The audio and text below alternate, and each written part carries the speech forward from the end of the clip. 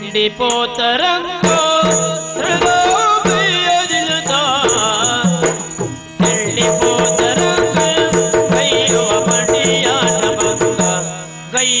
ಬಂಡಿಯಾಟ ಬಂಗ ಉಡ್ಡು ಬಳಿಗಿರು ಹಂಡೆಯ ಪಾಯಸ ಉಡ್ಡು ಬಳಿಗಿರು ಹಂಡೆಯ ಪಾಯಸ ಉಳ್ಳೆ ಚೆಕ್ಕೊಲೆಯ ದಿಂಡುರುಳಿಸಿ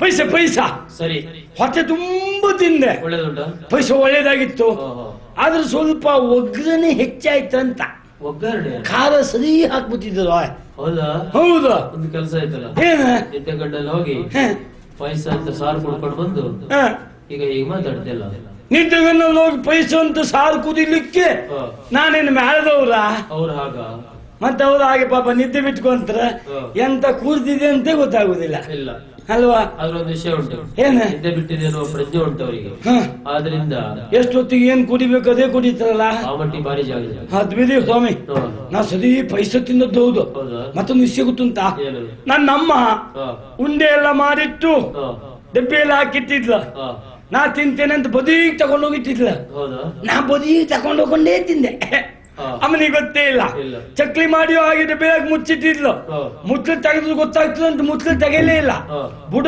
ಕತ್ತರಿಸ್ದೆ ಚಕ್ಲಿ ತಕೊಂಡು ಎಲ್ಲ ತಿಂದೆ ಈಗ ಅಮ್ಮ ಹೋಗಿ ಚಕ್ಲಿ ಡಬ್ಬಿ ಕೈ ಹಾಕಿದ್ರೆ ಕೈ ನೇರಕ್ಕೆ ಹೋಗ್ಬೇಕು ಎಂತದ್ದು ಇಲ್ಲ ಆದ್ರೂ ಒಂದು ನನ್ನೊಂದು ಸಮಸ್ಯೆ ಉಂಟು ನೋಡಿ ಹೊಟ್ಟೆ ತುಂಬಾ ಊಟ ಮಾಡ್ತೇನೆ ನಾನು ಅದಕ್ಕೆ ಏನೂ ದಾಕ್ಷಿಣ್ಯ ಮಾಡಿಕೊಳ್ಳುವುದಿಲ್ಲ ಹೊಟ್ಟೆ ತುಂಬಾ ಉಂಡಾಗ ಹೊಟ್ಟೆ ತುಂಬುತ್ತದೆ ಆದ್ರೆ ಎದ್ದು ಹೋಗಿ ಕೈ ತೊಳೆಯುವುದ್ರೊಳಗೆ ಮತ್ತೆ ಹಸಿವೆ ಆಗೋಗ್ತದೆ ಏನು ಅಂತ ಗೊತ್ತಿಲ್ಲ ಅದಿರ್ಲಿ ನಿಮ್ಮಲ್ಲೇನಾದ್ರೂ ತಿಂಡಿ ಉಂಟಾ ನಮ್ಮಲ್ಲ ಹೌದಾ ನಮ್ಮಲ್ಲೇನಿಲ್ಲ ಹಾಗಿದ್ರೆ ನೀವು ನಮ್ಮ ಅಣ್ಣ ಮನೆಯಲ್ಲಿದ್ದ ಮಗ ಮನೆ ತೆಗೀತ ಅಂತ ಅಪ್ಪಯ್ಯ ಈ ಬದಿ ಕಳಿಸಿದ್ರು ಇಲ್ಲಿ ತಕೋ ಉಳಿದವನು ಹಾಳು ಮಾಡ್ತಾ ಇದ್ರು ನೀವು ಕೊನೆಗೆಲ್ಲ ನಿಮ್ಗೆ ಬರುದಲ್ಲ ಸ್ವಾಮಿ ಅದೆಲ್ಲ ನಾ ಹೇಳುದು ಈಗ ಎಂತ ಮಾಡುದು ಈಗ ಅಮ್ಮನ ಹತ್ರ ಅಕ್ಕನ ಹತ್ರ ಕೇಳಿ ಹೊಡಿಲಿಕ್ಕೆ ಬರ್ತಾರೆ ನಿನ್ ಹೊಟ್ಟೆ ಒಳಗೆ ಬ್ರಹ್ಮರಾಕ್ಷಸ ಉಂಟ ಮಾರ ಯಾಕತ್ತಾರೆ ಆದ್ರಿಂದ ಹೀಗೆ ಊದ್ಮೇಲೆ ಹೋದ್ರೆ ಹೇಗೆ ಯಾವ್ದಾದ್ರು ಒಂದು ಪುಣ್ಯಾತ್ಮದು ಸಿಕ್ಕಿದ್ರೆ ಅವ್ರ ಹತ್ರ ಕೇಳಿ ತಿನ್ನುವ ಬರ್ತದೆ ಅಲ್ವಾ ಅದು ಹಸಿವೆ ಜೋರುಂಟು ಬಸುರಿಯ ನದಿ ನಡೆದು ಮುಂದೈದಿರಂಗ ಮುಂದೈದಿರಂಗ ರಸಬೋಳ ದೊರೆಯುದಿಯ ವನವನ್ನ ಕಳ್ಳ ಎನ್ನ ಭಕ್ತಿಗೆ ಶಿವನು ಒಲಿದು ಹಿಡಿಯಲು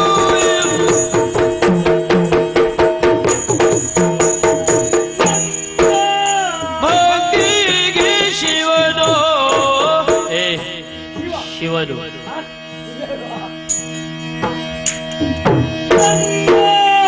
ಭಕ್ತಿಗೆ ಶಿವನು ಏನ ಭಕ್ತಿಗೆ ಶಿವನು ಪರಶಿವನು ಪರಶಿವನು ಒಲಿದು ನೀಡಿಯನು ನನಗೆ ಒಲಿದು ನೀಡಿಯನು ಇದೇ ಏಕೆ ತಡವೆಂದು ಕೊನೆ ಇಳಿಸಿದನು ತಡವು ಕೊನೆ ಇಳಿಸಿದನು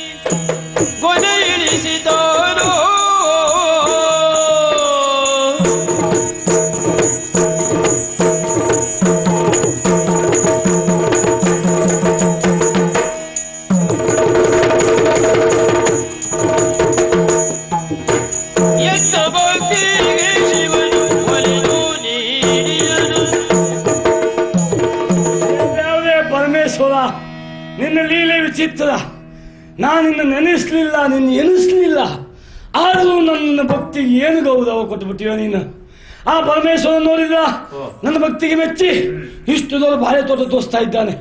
ಎಂತ ವಿಶಾಲವಾದ ಬಾಳೆ ತೋಟ, ಎಲ್ಲೋದು ಬಾಳೆಗೊನೆ ಕಲ್ತಾ ಉಂಟು, ಎಷ್ಟೆಲ್ಲ ಬಾಳೆಕಾಯಿ ಉಂಟು, ಹೋಗಿ ಬಾಯಿ ಕಾಲಷ್ಟುಂಟು. ಒಂದ್ 4 ಬಾಳೆಕಾಯಿ ತಿಂದ್ರೆ ಹೇಗೆ? ಬಾಳೆಕಾಯಿ ತಿಂದಿದೆ. ಹೌದು. ಬಾಳೆಕಾಯಿ ತಿನ್ನೋದು ಯಾವುದು? ಯಾವುದು? ಮಂಗಲ್ಲು. ನೀನು ಮಂಗನಲ್ಲ. ಆದ್ರೆ ನಂಗೆ ಬೇಸರ ಇಲ್ಲ. ಯಾಕೆಂದ್ರೆ ಮಂಗ ಅಂದ್ರೆ ಯಾರು? ಮಂಗ ನಮ್ಮ ಪೂರ್ವಿಕರು. ಮಂಗನಿಂದ ಮಾನವ. ಮಂಗ ಯಾರು? ನಮ್ಮ ಹಿಂದಿನವರು. ನಿಂಬದಿ ಬಂತ ಅದ್ರ ನಮ್ಮ ಹಿಂದಿನವರು ಪೂರ್ವಿಕರು. ಆದ್ರಿಂದ ಬಾಳೆಕಾಯಿ ಅಷ್ಟೇ ಅಲ್ಲ, ಬಾಳೆಹಣ್ಣು ಉಂಟು. ನಾ ಒಂದಿಷ್ಟು ಬಾಳೆಹಣ್ಣು ತಿಂತೇನೆ. ನಿಮ್ಗೆ 4 ಬಾಳೆಕಾಯಿ ತಗೋಬತ್ತೆ ಮಾಸ್ತೆ ನಿಮ್ಗೆ.